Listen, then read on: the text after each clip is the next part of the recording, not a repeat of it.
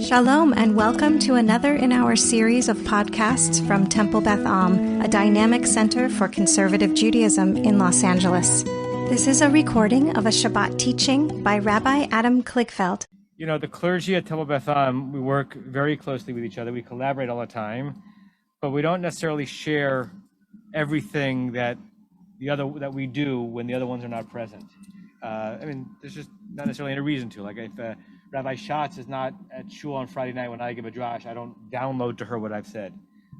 When the Shabbat bulletin went out yesterday and my source sheet went out for those people who are joining on Zoom, Rabbi Schatz clicked on my source sheet just to see what I was teaching, and by a very weird coincidence, we not only chose the same verse from Zohar Bracha, but the same commentary by Rabbi Ovadia Sforno on that verse. So who was here last week? All right, so you're going to be an expert. So Irv's going to teach this class. But there are a lot of verses in the Torah and a lot of commentary is verse, and I've done some different things with it, but it's very interesting that we're both drawn to the same commentary by Sforno. In a short little shiur, through really one verse of the Zohar Bracha, I want to spin out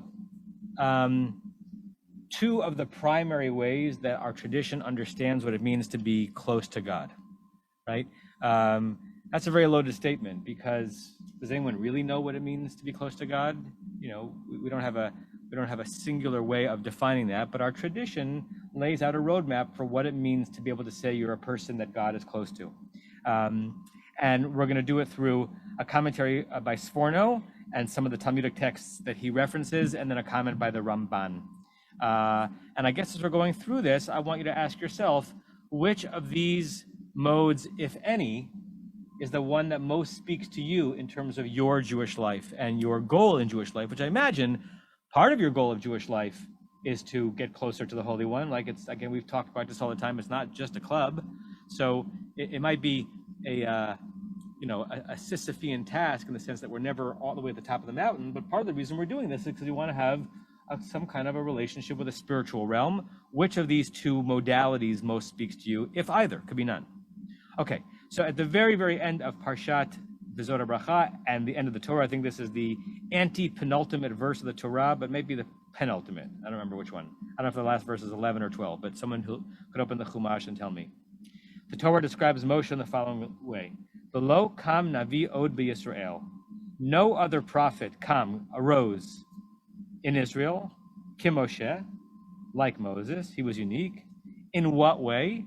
Asher yida'o Adonai, that God yadad, I'm going to untranslate that for a second, that God yadad, panim el panim, face to face. We always have the translation problem. What do we think the word yada means? No, right? Ani yodea in modern colloquial Hebrew means I know something. Usually has to do with a fact, right? A piece of information. What does yada mean in biblical Hebrew? What are the possibilities of what yada could mean? Know intimately, either carnally, right? Or know something not like you know that the square footage of a room that's 20 by 30 is 600. That's not necessarily biblical yediah. Biblical yediah is some deep awareness of the other, or of some reality. So it seems to be that we're describing here that in what made Moshe unique, what made Moshe unique was that God knew him. Really interesting. You might have read this verse several times before and thought what you were reading is that what made Moshe unique is that Moshe knew God. But the way the grammar works is that what made Moshe such that no other prophet would ever approach that level is that God knew him, panim el panim, face to face. Before we look at this Sforno, any reactions or comments to that verse, which you've heard many times in your life, but as you're reading it now, what comes up to you? Yes, Joey. I'm going to say that and I'll repeat what people say on the Zoom, everybody. Right the first time, it's the anti-penultimate verse you were referring to. It's the anti-penultimate verse. Thank you. Any reactions to what this verse means as you're reading it? Oops. Can't lean on this. As you're reading it now? Yes, Sandra?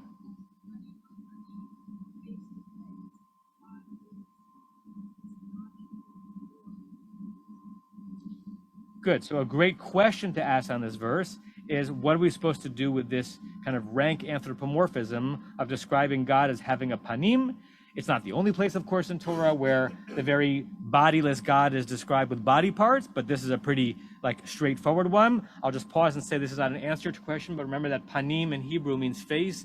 It also means the insides of something, right? It's one of the great Hebrew words that means its own antonym, right? Like kedem means before and after. Kadima, moving forward, kedem is as it was. Panim means the external, and pnima means what's on the inside. So panim al panim probably means face to face, and it's almost always translated that way, but it could also have to do with internal reality against internal reality. Sandra again, and then Ben? Yes, there are other places where the Torah talks about panim al panim, and we'll get to that in some of the comments that we read. Ben? Good. So what Ben is quoting is actually one of the verses that we read this morning in Parshat Ki Tisa, Lo tuchal lirot et panai, when God is asked by Moses, I want to see all of you, I want to see your glory, I want to be exposed to you. God says, thanks, but no, right? Lo yirani hadam v'chai, a person cannot see me and continue living. So lo tuchal lirot et panai, you can't see my face. So in the moment that Moshe requests, God says no, but now we talk about an Escher painting. Who's speaking this verse? Moshe, because it's Varim. So Moshe is sort of speaking this verse about him. But it's got Moshe expressing God's perspective on this relationship. And now it seems to suggest that there was a knowledge panim al panim, at least that way. At least there was panim al panim where you could resolve that. I'm not saying it's a good resolution, that yes, Moshe could not see God's face, but God saw Moshe's face. How? Panim al panim, right face to face. So that there was an intimacy from God to Moshe. But the question is better than the answer. Anything else on the verse? Yeah, Mike, Jonah. Very good. So Jonah is reminding us that in the scene when Miriam speaks poorly of Moshe and then is punished for it, God basically says to Miriam and to Aaron, whatever you are, you don't rise to the level of your brother. To you, I speak in chidot, in puzzles, in riddles. But God, I speak. Rabbi Schatz. God, right in time for me to use the sforno that you wrote last week. God, Moshe, I speak face to face. So we're being reminded of that in this verse. Okay. The question that I want to deal with is, what is the content or the specificity of the uniqueness that Moshe attained with God, and which of those might be a model for us? Okay, so first, the Sforno. Sforno, Italian commentator, 16th century, on the phrase "Lokam navi od b'Yisrael k'Moshe," that there was no one else like Moshe. By the way, some of you may know that this phrase, that no one else like Moshe, became prominent again in the life of Maimonides, because I believe either on his gravestone or elsewhere it says "Mi Moshe ad Moshe lokam k'mo Moshe," right? From Moses to Moses, because Maimonides' first name was Moses, Rabbi Moshe ben Maimon. From Moses to Moses sounds better in Hebrew than in English. There was no one like Moses, meaning except your grandson. Until the second coming of Moses was the Rambam. Humble he wasn't. By the way, apparently that was reinvigorated. What's that? And then I believe in the 19th century, I think that Moses Mendelssohn, not Moses Montefiore, the philanthropist, said he was like, "Mi Moshe ad Moshe, lokam k'mo Moshe ad Moshe." Like I'm the third coming. Okay. Sforno. What does Sforno says it means? Lo higia shum navi lemadregat nevuoto. What does it mean? That no future prophet was able to arrive at his level of prophecy, a madrega as a level or a step. Uvazeh hitba'er.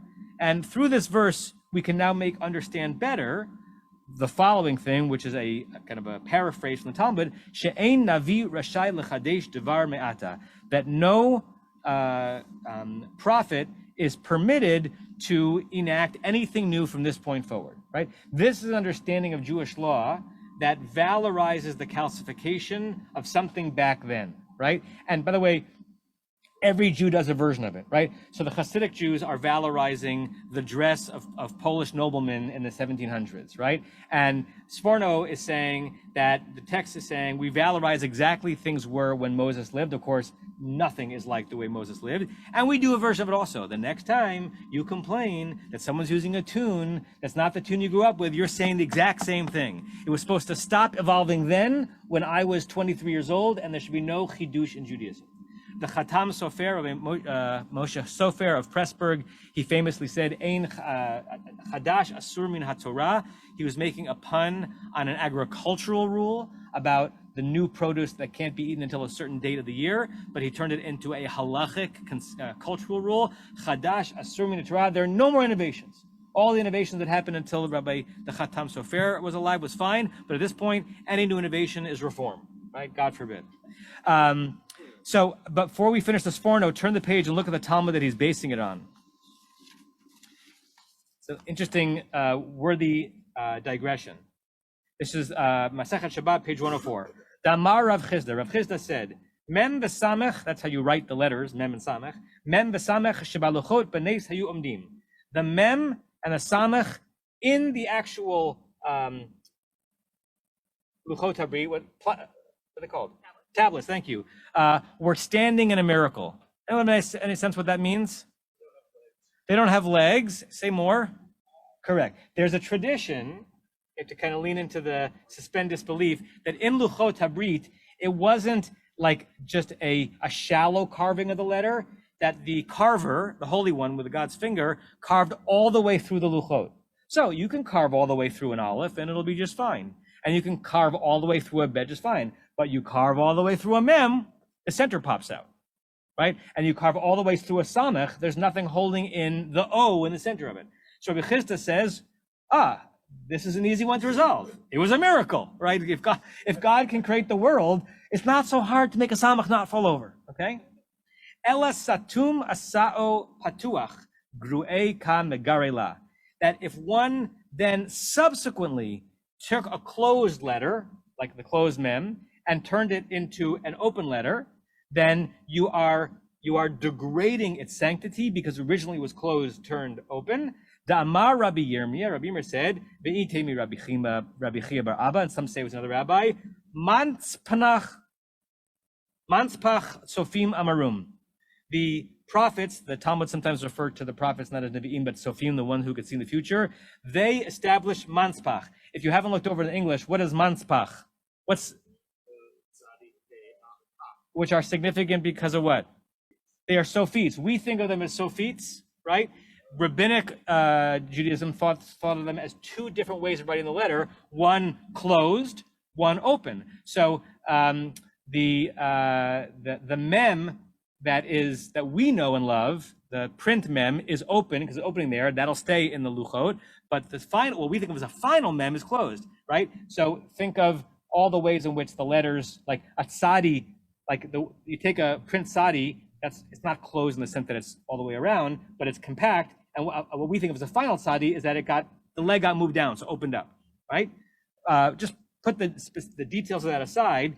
Talmud is asking a halachic question on this about the chain of authority, but Tizbra, does that make sense that the later prophets would have had the audacity to change something as significant as the shape of the letters, v'hakativ? But it says, Elah hamitzvot, these are the commandments that Moses gave to the children of Israel. She'ein hanavi rashai lechadesh davar me'ata. No future prophet is allowed to change anything from that point forward. So, without spending too much time on that, this is the Talmud basically saying, this is what this Forna was quoting, it shouldn't have been that Isaiah or Ezekiel, any prophet, changed something that Moshe did, and it shouldn't have been that the rabbis, who are actually writing this material, should have changed anything that Moses did. Of course, they think they are just unveiling what Moshe did, not changing it. Go back to Sforno. So the first thing Sforno was saying is that what does it mean to say that Moshe was unique? He was unique in that he was the last one to innovate. Moshe was the last conservative Jew. Al derech omram, and this is also similar to what they said, they meaning the rabbis of the Talmud, Ein Beit Din yachol levatel divrei Beit Din. One court cannot nullify the words of another court, Beit Din chaviro, its fellow court, ela imkain, unless gadol mimenu, unless the second court is bigger than it, b'chochma, in wisdom and in size. To suggest that if there's a ruling that a group of rabbis make, it stands for all time, unless another court can come along, which is greater in number, that gets to be a very large number, and greater in wisdom, who gets to decide, right? This is a classic question in Jewish law. Do today's rabbis properly arrogate to themselves the right to say that we are the inheritors of a tradition that is constantly evolving, and therefore we ought to evolve too? Or are we inheritors of a Sfornoistic tradition that says, stop, you're going to say you know more than Maimonides? You knew more than Rabbi Akiva? That's the apex of hubris. And that goes back all the way to Moshe. So if you could size up Sforno's understanding of what it meant that to say that Moshe was unique and Moshe was special, how would you put it in a sentence? What is the value of this uniqueness? He's closest to God, and the reason why it's significant is for legal authority, right? This is not a pastoral, emotional text. This is a legal text. This is saying, in what way does the Zohar Bracha mean, "V'lo kam navi od b'Yisrael k'Moshe"? There will never be a greater legal authority than Moshe. And all of you people who think that you know something, you're nachschleppers, you know nothing, which means tread very, very carefully on the tradition, or with the tradition, because when you do it with a little bit too much chutzpah, you are undermining this verse from Parshat Dvarim, right? Now, again, what's internally contradictory about this is the rabbinic culture that is writing this material is the very culture that took apart all sorts of things and expanded all sorts of things and innovated all sorts of things. And that is an internal and unresolvable debate within rabbinic practice. Alan, question, I'm just gonna get some more water while you're asking the question. Yeah. So what Alan's saying is there's something internally reinforcing about this, that the rabbis of any generation that say, remember, we're not supposed to innovate, are actually protecting their individual rulings, right? Stevie? Maybe the first, what Stevie's saying is he reads it a little bit differently. I'm just repeating it for people on Zoom, that maybe what the Sforno is saying is that you don't bring a verse from Isaiah or Mishlei to override a verse from Torah. Maybe the first thing that the Sforno says, but the Ein Beit Din Yachol Levatel Divrei Beit Din, that's basically saying, like, be very, very careful when you claim that you have the authority to overrule something that came before you.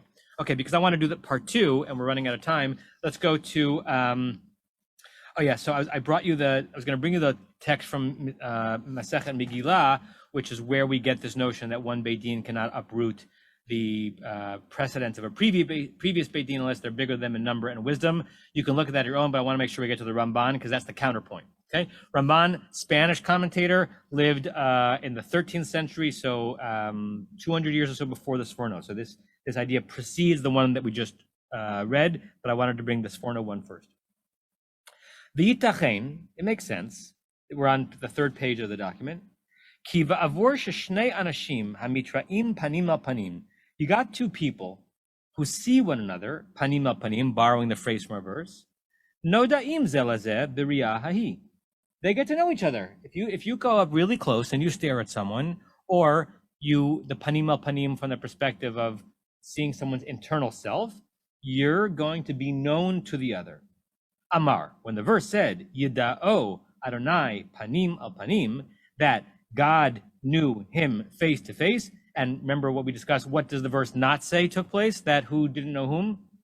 Did not say that Moshe knew God face to face. The Ramban picks up on that and says, Ki lo ratzah lahazkir, the text did not want to mention, Shi yada'o Moshe came, that Moses knew God that way, lichvod shel maleh. It would almost be like a diminution of God to suggest that Moshe knew God as well as God knew Moshe, going back to something that Ben said before, right? In fact, Moshe asked for that permission and God said no. So the first thing the Ramban deals with is that it seemed to be one-sided, and it's almost as if the Ramban is saying what it meant was that they knew each other panim al panim, but the Torah didn't want to mention it because that would be a dishonor to God. Al titma, don't be so surprised b'mesha amar b'shevach Moshe, about that which it said in praise of Moshe, Asher yida'o Adonai panim al panim. Don't be surprised that it described Moshe as being known by God face to face. Ve'amar, and it says elsewhere in the book of Exodus. Sorry, Zoomers, we have a loud helicopter or something. Sounds like a plane. V'diber Adonai el Moshe panim al panim, that it says in the very verses that we from Parshat Kiti, so we actually didn't read those verses today, but it's in that section that God spoke to Moses panim al panim. And the Al Tithma, don't be surprised, he hasn't resolved that phrase yet. Don't be surprised that even though it said more than once regarding Moshe that he knew God panim al panim, uvachol Yisrael, And regarding all of the Jewish people, Nemar Gamkein, it also says regarding Israel that God spoke to them panim al panim, where? Panim befanim deber Hashem imachem. In the 5th chapter of Darim, it says that God spoke to all of you, plural, Israel, face to face. Don't be surprised. And what he means by don't be surprised is, if the verse that we're dealing with is showing Moshe's uniqueness, then don't be so surprised that it also describes all of Israel being able to speak to God face to face. Why should you not be surprised? Kisham be'er mitoch ha'esh. In the moments that all of Israel spoke to God face to face, it was mitoch ha'esh. It was out of the fire. It was mediated. They were close. They got pretty darn close. But there was some other medium that was getting in the way. Lomar, to say, shesham'u kolo, they heard God's voice, mitoch ha'esh, from the fire, bilvad, below ra'u ha'panim. They didn't see God's face, right? So even though it says panim al panim, he's resolving it. There, what it means is they got pretty close, but not like Moshe. Bi'al derech ha'emet, when the Ramban quotes derech ha'emet, he's referring to Kabbalah. Interesting. It doesn't mean, he's not just saying colloquially, and truly, that's his way of dipping into Kabbalistic sources. And by way of the truth, sheyida'o Hashem panim al panim, in what way did God know Moshe face to face? Live dov kabo, to embrace him, to cling to him, to be close to him. Be'et shetavo haruach b'Moshe Rabbeinu. What does it mean to be known by God face to face? That anytime Moshe said, I want to conjure God right in front of me to have an intimate conversation, poof, God was there. God could be beckoned by Moshe, beckoned for a moment of spiritual, revelation. V'chein haya be'et matan Torah. That indeed was the case at the time of the giving of Torah for all of Israel. Aval lo hisigu heim ela l'kol mitoch ha'esh. But in that situation, the rest of the people only achieved what God was all about through the voice coming from the fire. V'hine be'er shekol nevuotav shel Moshe. But any time that Moshe wanted to be in a prophetic moment, kiyom matan Torah, it was like the giving of the Torah. What was special about Moshe? Very different than Sforno. Not that Moshe could proclaim a law and it would stand forever, and you would shudder at the possibility of possibly innovating it. What was unique about Moshe? Every time Moshe davened, as it were, it was like Sinai. Every time Moshe wanted to be in the presence of God, God's presence descended upon the mountain, and it was like revelation again. B'sha'ar Nevi'im, the other prophets, they're pretty good. Hayta alehem yad Hashem b'havein zeh. For the other prophets had maybe the hand of God on them, meaning they had some kind of a positive thing, but not like Moshe. Two very different modalities understanding Moshe's uniqueness. On the one hand, he's the lawgiver, and don't you dare abrogate it. And when you are a rabbi, you're a Beit Din, you are inheritors of a tradition that has been very delicately and responsibly passing down Jewish practice. And that's a big thing, because if we didn't do it delicately and carefully, then our Jewish practice today would have nothing in common with Jewish practice 500 years ago. So, as a traditional conservative community, we hold on to that with some reverence, just not with utter reverence. And the Ramban saying, no, you get it all wrong. This doesn't have to do with legal authority. This is not about the transmission of practices. This has to do with spiritual intimacy, right? And trying to show that the ideal in Moshe is not that he was a powerful lawgiver, but that he could summon God when he wanted to summon God. That is a spiritual uniqueness as opposed to a legalistic one. Irv? Well, right. And just in terms of the narrative, Moshe has an experience with God according to the Torah no one else has. But the question is, what is Moshe's legacy as unique, and which of those do we want to hold up as a model? And maybe it's both. Maybe we want to hold up as a model the notion of being able to help define Jewish practice for generations to come, holding on to Moshe's coattails and hoping that those who come after us will not do such damage and change to it. That's one way of preserving Judaism. What's another way of preserving Judaism? Raising children who believe that when they stand to pray, something's happening. That when they say Baruch Atah Hashem, it may not be a magical incantation, but it's not a nothing, and they can kind of aspire to a mosaic spiritual presence where no matter where they are, Mount Sinai is within reach. Okay? So we're about to daven Mar, Resei Birkat Hamazon. Are we going to feel it perfunctorily, Or might we try to step into the shoes of Moses, the way the Ramban defines him and says, maybe God is present and we can beckon God as well. You have been listening to another in our series of podcasts from Temple Beth Am, a dynamic center for conservative Judaism in Los Angeles.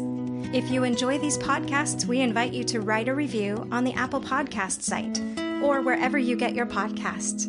For more information about Temple Beth Am Los Angeles, go to tbala.org.